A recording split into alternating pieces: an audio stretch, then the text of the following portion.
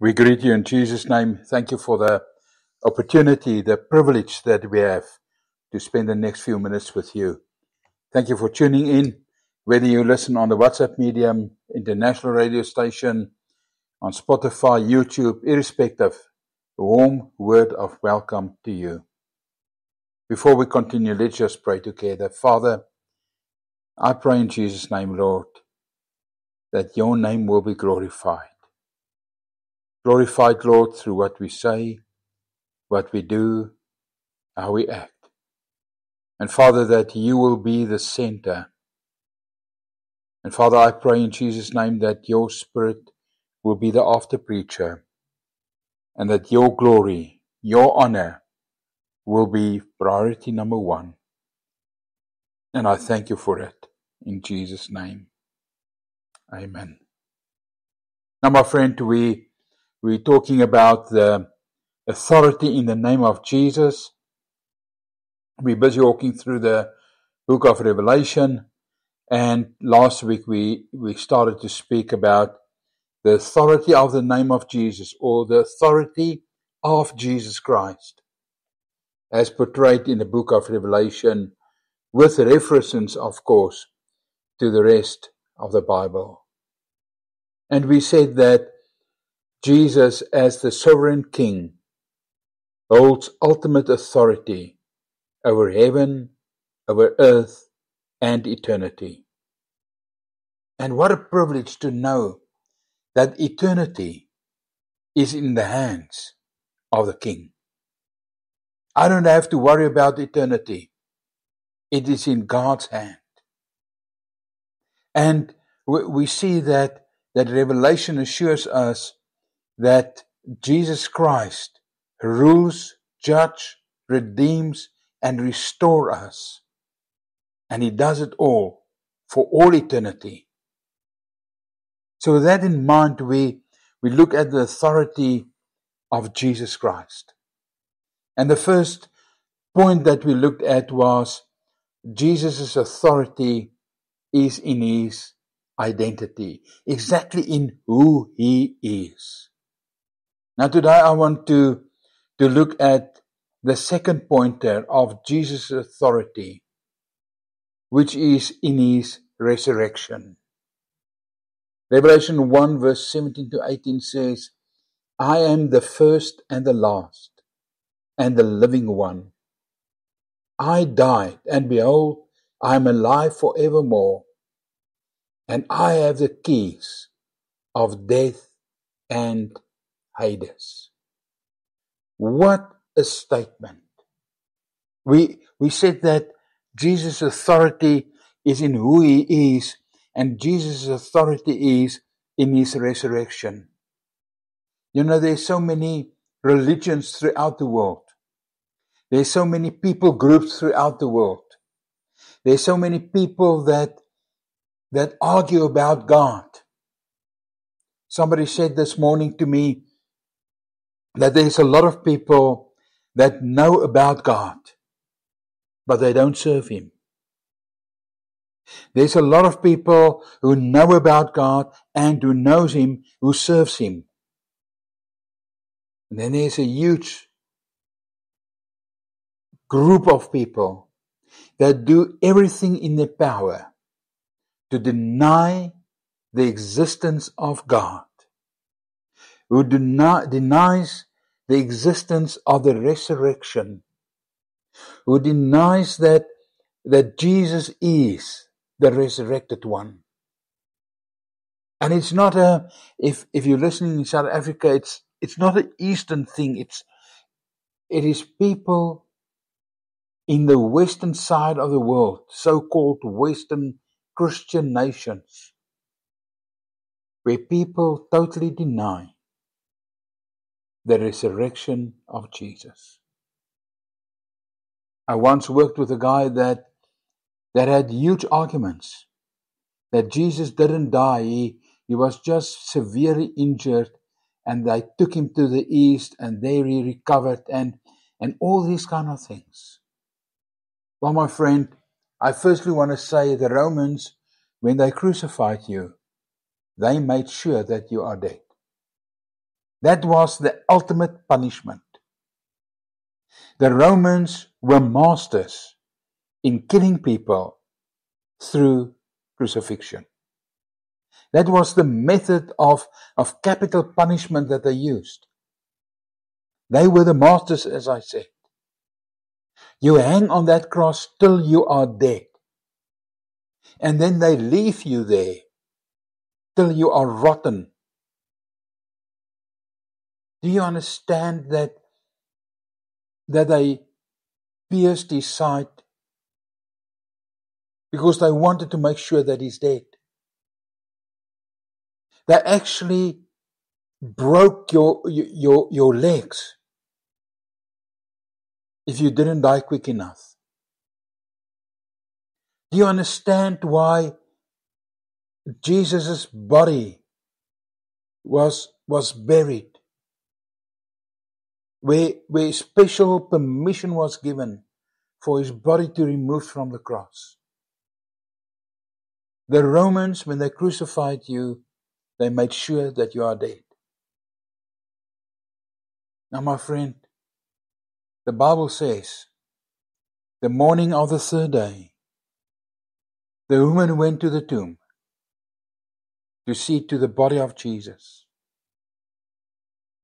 And when they came there, the grave were empty. The Bible says that Peter and John ran and they found the tomb empty. The Bible says that Jesus appeared to the disciples in the upper room and the tomb was empty. The Bible says that before Jesus' ascension, more than 500 people witnessed Jesus' resurrection and the tomb were empty. Jesus rose from the grave. And that is his authority. That's why he can say, I have the keys of death and Hades in my hand. I hold the ultimate authority over life and death. Not only because of who I am, but because I rose from the dead.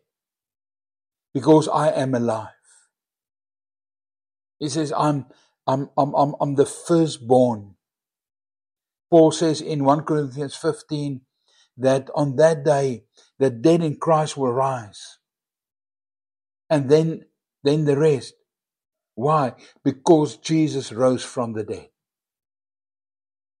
In fact, in verse 19 of 1 Corinthians 15, he says, if we only trust in this life on him, we are to be pitied. Because Jesus rose. He is alive. He's seated at the right hand of the Father, interceding for you and for me. Matthew 28 verse 18 says, all authority in heaven and on earth has been given to me. Philippians 2 verse 9 to 11, God is exalted Jesus above every name after his obedience unto death. Jesus rose from the dead. So the authority of Jesus, firstly, is based on his resurrection. The authority of Jesus is based on his divine authority as creator. That was the first point. Because he's the creator. The second point is Jesus' authority is based in his resurrection. And then Jesus holds authority in heaven. Because the Bible says in Revelation 5, verse 5 to 7, worthy is the Lamb. Only Jesus, the Lion of Judah, the Lamb who is slain, is worthy to open the scroll that contains God's plan for history. Revelation 5, verse 12 to 13, creation worship him and says, worthy is the Lamb who was slain to receive power and wealth and wisdom and might and honor and glory and blessings. He is worthy because he is the Lamb of God. John 1 verse 29 says, Jesus is the Lamb who take away the sins of the world. Daniel 7 verse 13 to 14 says, the Son of Man is given dominion, glory, and a kingdom that shall never be destroyed. The earthly kingdoms will come and go. The superpowers, so-called, in this world will come and go.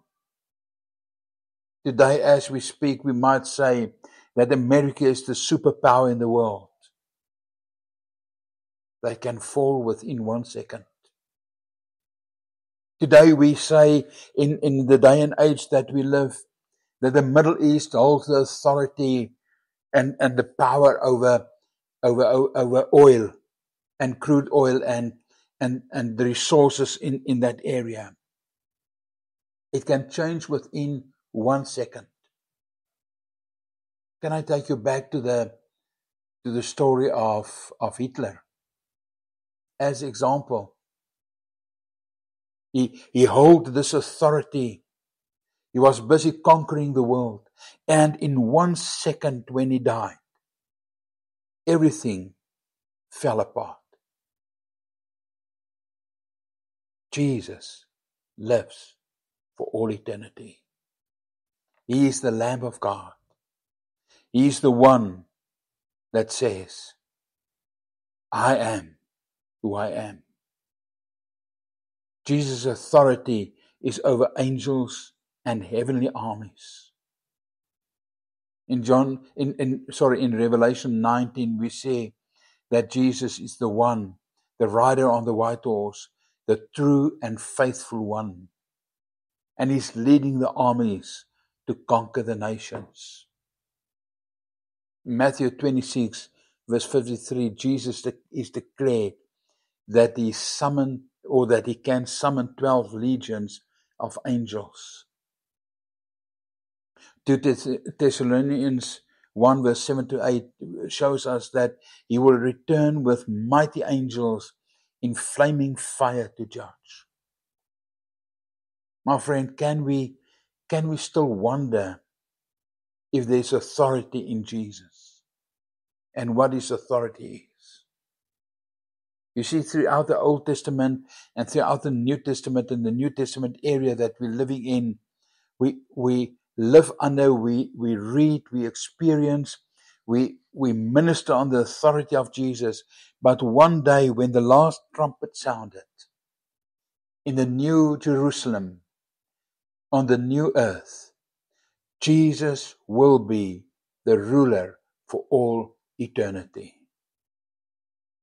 And my friend, do we understand that portion of scripture that says, every knee shall bow and every tongue shall confess that Jesus Christ is the Lord and the Savior? Because he is the King. Because he holds the authority. Because nothing can stand against him. Because he speaks and the nations listen. Because he points his finger and things happen. I can just wonder what went through the minds of the disciples as Jesus said to them, all authority has been given unto me. Listen, this was before his crucifixion. This was after his crucifixion. This was when he rose from the dead. Before he ascended to heaven, he said, all authority is given unto me. They've experienced it. They lived with Jesus. They heard the words. They experienced Jesus. They saw him on the cross. They saw him glorified. They saw him resurrected. They spent the 40 days with him. They realize that this is the King. This is the one that says, I hold the keys of death and Hades. Are you still worried today? Are you still concerned today? Is the future just still a worry issue for you? Is the future still a blank in your mind? Are you worried about eternity? Are you worried about heaven and hell? Are you worried about what's going to happen to your children? Are you worried about what's going to happen in the world? Jesus holds the keys. The authority of the future is in Jesus' hand. He is the rider on the white horse. Jesus' authority is over nations. Revelation 11:15 says, the kingdoms of this world has become the kingdom of our Lord and his Christ, and he shall reign forever and ever. Look at Psalm 2, verse 7 to 9, where God declares his Son will rule over the nations with a rod of iron. Can we still worry about these things? Yes, we are concerned about the future, and yes, we are concerned about our families and so on. But today I want to encourage you with these words. Jesus holds the future. His authority is in that he is not only the one having the authority because he's the creator, but he holds the future. His authority is that he holds the future. And can I take you again to Romans 8? Romans 8 from verse 33, if I'm correct, where he says, nothing on earth can separate us from the love of God. How can the Lord says that if he doesn't have the authority of the future in his hands? Can you remember that song that we sang? He holds the whole world in his hands. You remember the song that we sing, I can face tomorrow because he lives. Do you remember that song that we sing, that everything is in your hands? What a friend. What a God. What a Lord. What a leader. What a king. What a judge. Jesus Christ. So Jesus' authority is over the church. We see in Revelations 2 and 3, where we started off with this journey through the book of Revelation, how Jesus walks amongst the lampstands, the 7 churches. And every time he says, he who has an ear to hear, let him hear. He who has an ear to hear, let him hear. Ephesians 1 verse 22 says, God placed everything under Christ's feet and appointed him head over the church. Isn't it Jesus that said to Peter, the gates of hell will not stand against the church of God? The church is Jesus' body. The church is loved by God.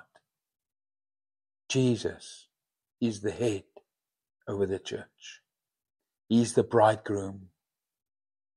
Colossians 1 verse 18 says, he is the head of the body, which is the church. Jesus is the Lord over the church. You can stand against the church. You can say about the church what you want to say. You can judge the church. You can talk bad about the church. And I'm talking about the true church of Jesus Christ. Not false religions. Not sects. Not money-making rackets. Not churches that's been planted to glorify a man or 2 people. Not churches that's been planted to have a business in it. The church, what Jesus said, on this rock, this revelation that I'm the Son of God, I will build my church.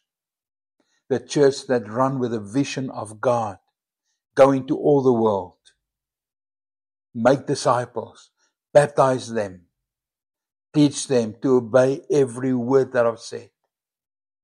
That is the church. Jesus is the head of it. Why? Because Jesus is the first one that rose from the dead. Why? Because Jesus holds the ultimate authority. Why? Because Jesus planted the church. That is why he's the head over the church. Because he's the bridegroom. He's the one that loves the church. Let I not be the one that condemn the church. Because he's the one that loves the church. Jesus holds ultimate authority. And the truth is, as said in Revelation 20, verse 11 to 15, he will judge. The judgment belongs to him. And in Revelation 22, verse 12, we read that he comes soon and his reward will come with him. Now, my friend, as we look at these principles of the authority of Jesus, as the King of Kings and the Lord of Lords, the eternal King, the head of the church, the one that holds authority because he's the creator, the one that holds authority because he rose from the dead, the one that holds authority because he is appointed to judge, the one that holds authority because he is appointed to reward. Let us remember in this day, in this age, in this time that we go in, no matter what the world do, the authority remains in Jesus Christ.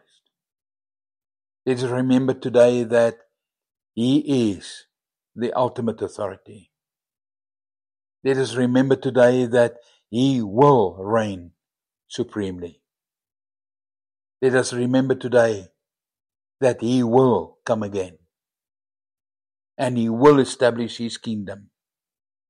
He will establish his kingdom.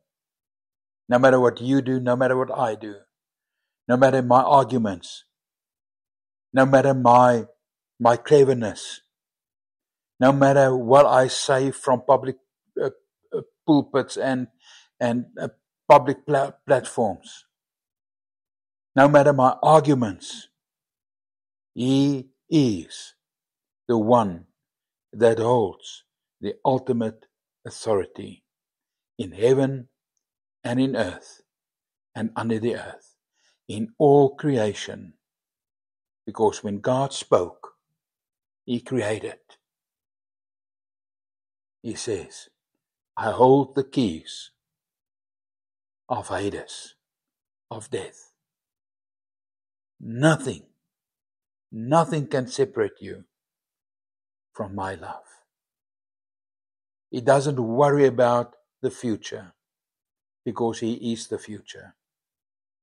He doesn't worry about the provision because he is the provider.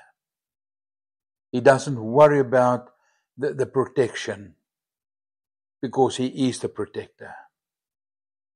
He is the ultimate, all-glorious, all-powerful, eternal King, Jesus Christ, our Lord and our Savior.